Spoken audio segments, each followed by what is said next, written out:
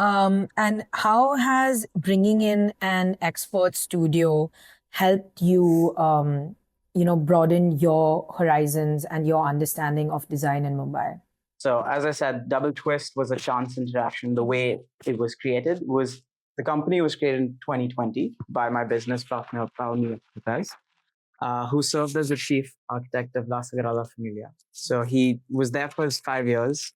Upon finishing his 5 years, he said, well, either I write a book about my experience at La Sagrada, or I make a film, or I create an entire brand that is surrounded around the ideas of Gaudi and taking his four principles forward.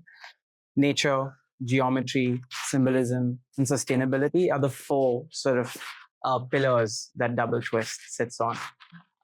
These are not four pillars, not four generic things that we believe in. They're basically the design decision makers in all our projects. To us, sustainability is deep within our souls, and what we want to bring to the table has to be cautious about the impact that it has on the environment, on the users, on Mother Nature itself. So, sustainability is the most foremost sort of leader of our decision making, our design processes. Um, Geometry, of course, and everything is born out of this book of nature, and the perfect solutions emerge from that book. So, if anytime we feel like we're detoured in our process, we always go back to what Gaudi said, which was you must study the book of nature and derive from those the principles of geometry, physics, of math, and those will help you create the best solutions for your project. Yeah. So you mentioned geometry right now, and Double Twist works a lot with geometry to simplify complex shapes. How does that translate into everyday design decisions and like even for smaller spaces? How would you translate that? It's a good question. Um, when I look at it more from an architectural space, I'm looking at the facade. I'm looking at the relationship between outdoors and indoors.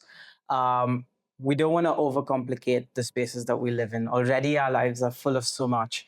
So we want to live in spaces that allow us to just be.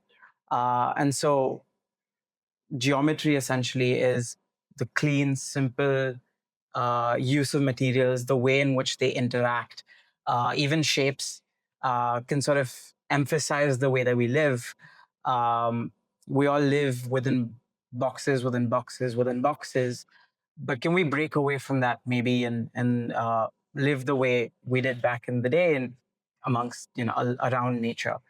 And so even if it's surrounding yourself around flowers and plants and whatnot, that's still bringing in an element of the organic feel to the space.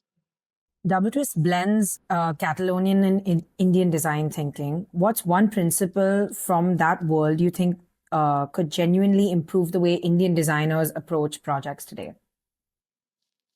It's a good question again. Um, I wouldn't specifically say that they have a Catalonian way of thinking. I feel like it's a um, very clear approach to architecture and design, and that it's a collaborative process.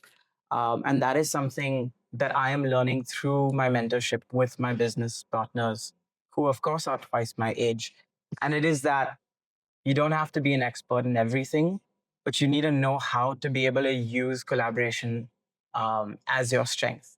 Uh, I think Indians, of course, we've always had a great understanding of design. We're surrounded around great architecture, great interiors. Um, but we sort of compartmentalize the way that we work.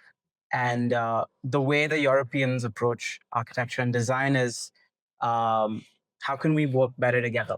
How can we use our strengths and apply ourselves together?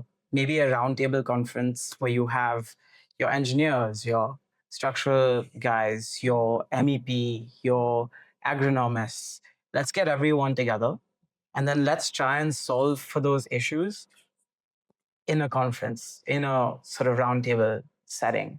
What that does is there's no hierarchy. that's created. Everyone is equal on that table. And that's the sort of work approach that I really like from our experience working with our partners in Barcelona and trying to bring that here, where everyone's sort of equal. And there's one problem, which is your design brief, and we all approach that with the same intensity. That collaborative process sounds really interesting. And speaking of collaborations, can you share some real examples where collaboration and collaborative efficiency shaped design decisions and what someone can learn from that? Yeah. Actually, I have a really interesting story. And it's actually from Pao's experience when he was chief architect. Now, we all know Gaudi's Basilica La Sagrada has been under construction for 142 years. What it is a massive organization where you have CEOs, you have a head of security, you have a head of engineering, a head of design, a head of architecture, a head of accounts. And there are a lot of different divisions amongst what is behind the technical office of La Sagrada. And there's a specific instance around collaboration, which Pao keeps telling me about, and how he envisions that the environments that we need to build, the culture that we need to build into our projects, was when there was a dysfunctional relationship between all the stakeholders involved in La Sagrada. And that is why the timelines were just exceeding. So what he did decide to do was to improve efficiency and to make sure that all stakeholders were happy moving forward with the process, and to make sure that everyone was getting their requirements ticked off the list. He decided to have that roundtable conversation. In one room, there's a specific photograph which I like to share, where all stakeholders are together, and the one that is designing is not the head of architecture, is not the CEO, but the head of the labor department, the one that's actually on the ground trying to make sure that all the pieces align for the final phase of the scenario. And what that created was an environment where you don't have hierarchy, and where the ones that are actually doing the grueling hard work, the ones that are on the ground, have an equal say in the process. So it's not a handover process. It is a circular process where everyone has a say and wants to enforce their point of view forward, would take things forward. That's where I would say there was peak efficiency, because there was no delay in decision making. When you had so many intelligent heads in one space, you're able to make the right decisions. You're able to hear everyone in one space. Everyone voices their opinions, and then you're able to make the right call. And so him and the entire technical office was able to shrink the timelines from 2036 being the final completion of La Sagrada to 2026. So next year, if we're in Barcelona, we can finally see the final spire being finished.